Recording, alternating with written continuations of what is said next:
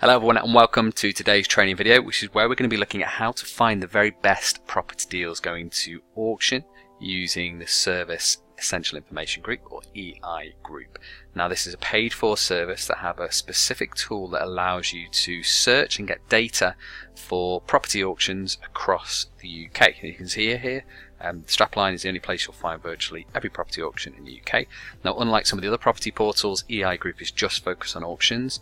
And unlike some of the other property portals, it has a lot of extra data specifically around property auctions, which is why we use EI Group. Now I mentioned it is a paid for service. We don't have any affiliation with EI Group. It's not a company that we're owned by or own ourselves. It's just a tool that we use within our company. And ultimately we wanted to show you how we use it so you can see really how to unearth the best potential property deals going to auction. Now auctions are notoriously an interesting place to buy and sell property deals. There's a whole host of reasons for that. Sometimes it's because there's a little bit of a kind of mystique around it. You don't have necessarily all the information. If you're brand new to auction, you do have access to that information, but it's trying to understand how to find it, how to dig through it, what to look for, what things to kind of consider when you're buying at auction. That's really what we want to help show you in these kind of videos. Now it's going to be a mini series of about 3 videos in total, and this is the first video, and we're going to be looking at 3 different aspects. So the first video is going to focus on ultimately just how we use generally the tool, so how we use Essential Information Group. Then videos 2 and 3 will be focusing on 2 specific areas of the tool that we use it for, and how we find and unearth some fantastic property deals using it. So Essential Information Group here, we are already logged in. Now at the end of this video and somewhere around this video we'll put a link so you can get a free trial to use the service as well if you wanted to do that. But once you've signed up, if you log in, and then you'll have access to the same sort of information we have here. So you have My EI Group, Search Auctions, Buying at Auction, Tools and Services, News and Information, and then below there you have some sub menus that will drop down. Now ultimately My EI Group is where you're going to be seeing most of your kind of search activity take place. In here you'll see all of the future auctions that are coming up in the next sort of 60 days as well. Now we're based in Manchester, so our focus is primarily the Manchester and Northwest area, although we do look at other areas around the UK, hence using a tool like this that has information additional to some of the traditional search portals is fantastic. It gives us an extra layer of data for us to use. So you can have a quick search here, which is going to be very simple, gives you a bit of a breakdown on some just minimum criteria to find and look for those property deals on.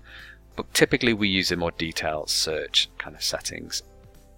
A whole host of reasons for that, but it just gives us a little bit more flexibility and control on the extra layer of information that we kind of want to use. Now you can put in your information here on area. We're going to be choosing M21, which is an area postcode of Manchester and a search radius of about 15 miles outside of it.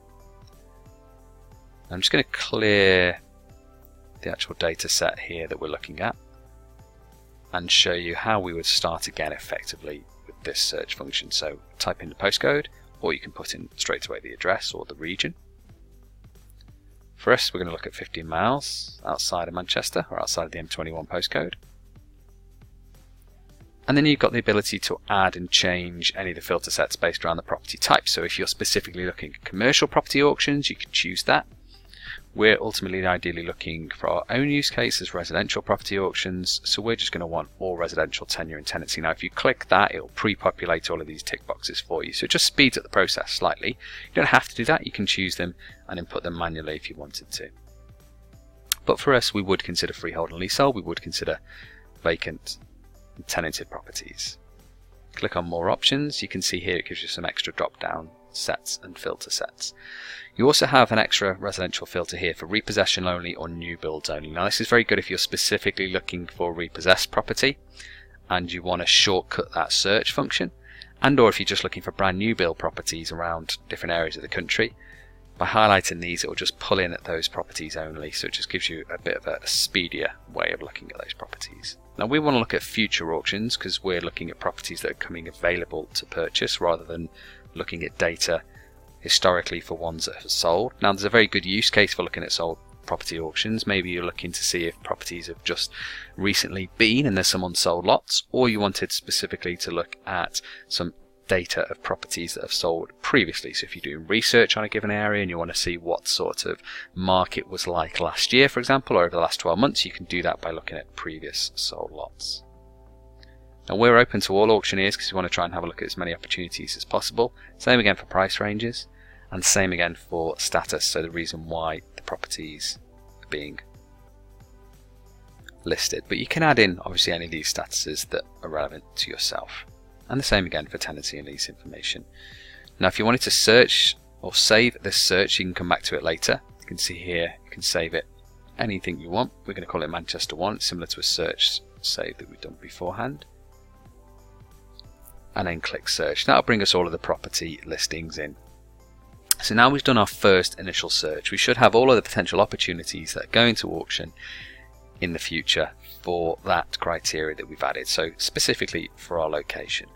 Now unlike some of the other search portals like Rightmove and Zoopla, which do show listings from all other types of sales, so not just auctions, EI Group is specifically focused on auctions. Not only that, but it also gives you extra information that is specific to EI Group that other sites don't have.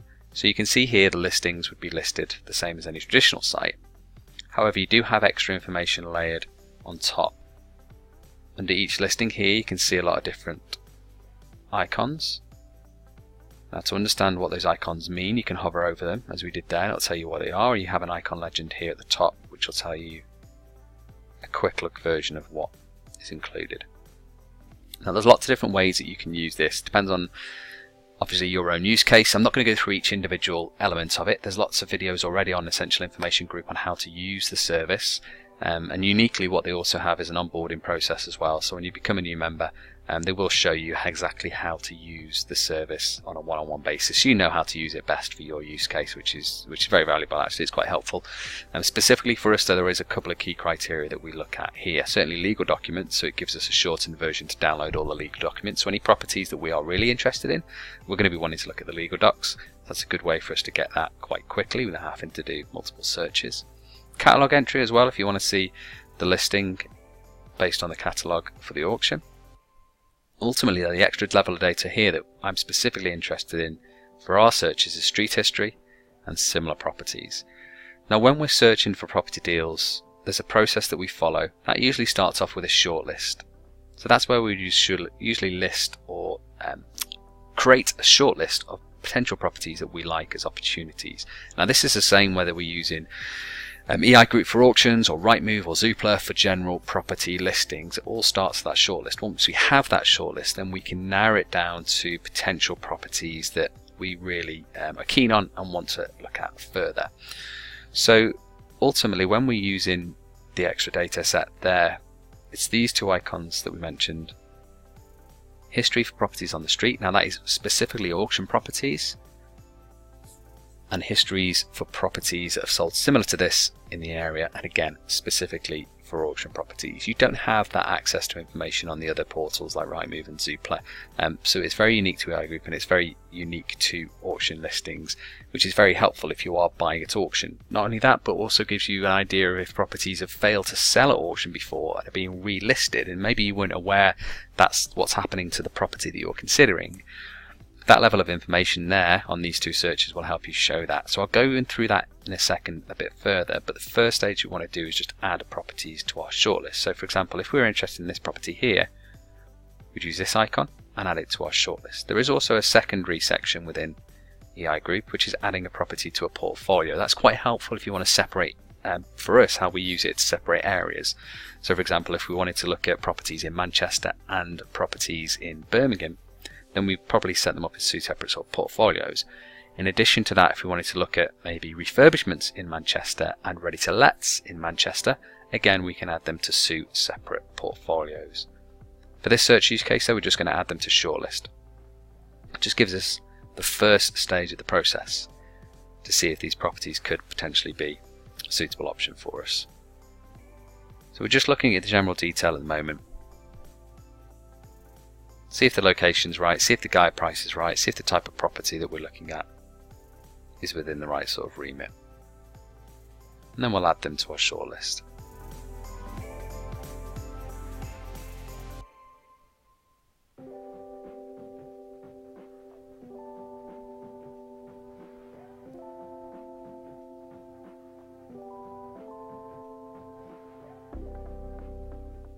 So for me, the main thing I'm looking for is generally the imagery, so what the property is, if that fits our general criteria of properties that we think we can buy, refurbish, add value to, and then sell, or maintain and keep in our own portfolio. Guide price, we can certainly set that on a filter basis, but just really to see if it looks about right for the type of property it is that's being sold.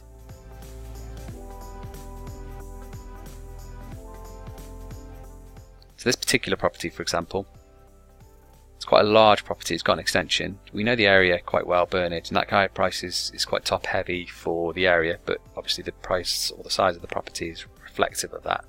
So I probably wouldn't add that to our shortlist at this stage. We can do some more research on it, we can have a look at it a bit further, but the initial data and the initial information is probably not one I'd add. This one is. Plots and lands right now for this search isn't.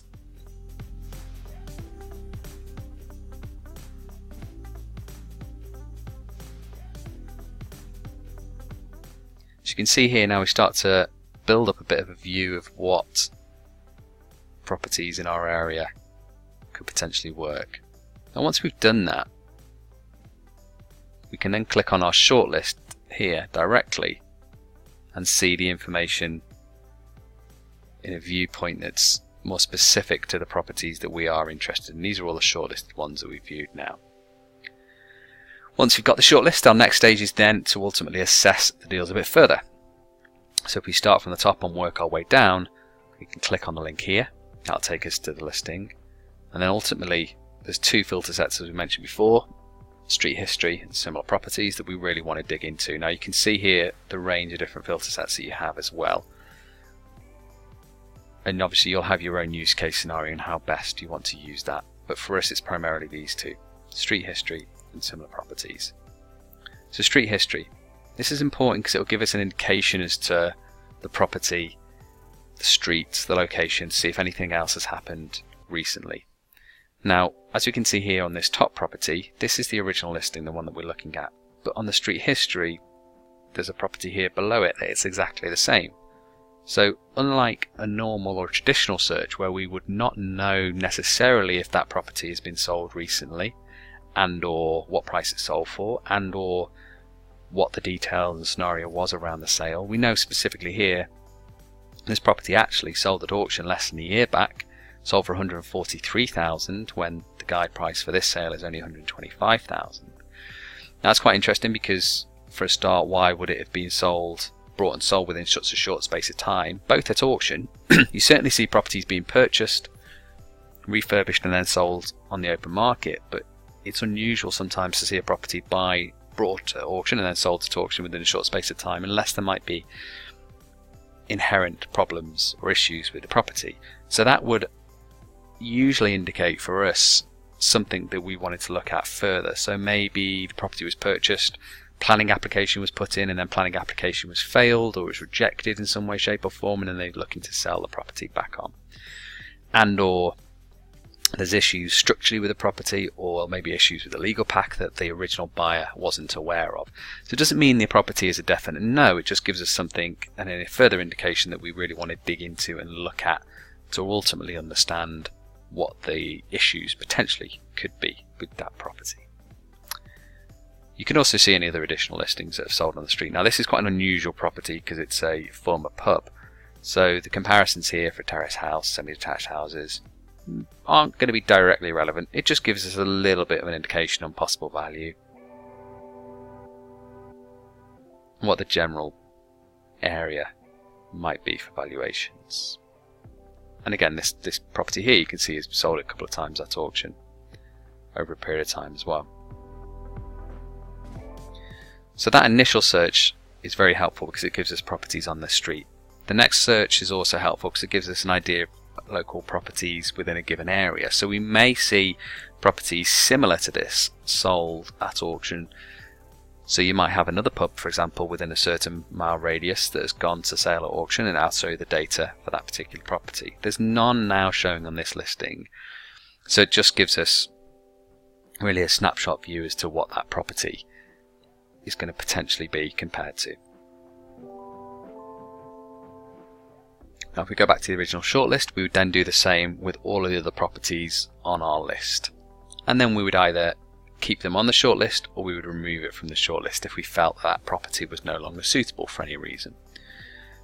Once we've done that first shortlisting, so we know what properties are coming up to auction, we know what properties are being sold to auction that have some inherent value in them by checking local sold prices, by checking properties that have sold recently and properties that have sold on the same street at auction, we can then pass them on to the next stage, which is ultimately looking at further due diligence on doing physical viewings on the property and checking out the title packs as well with the listings.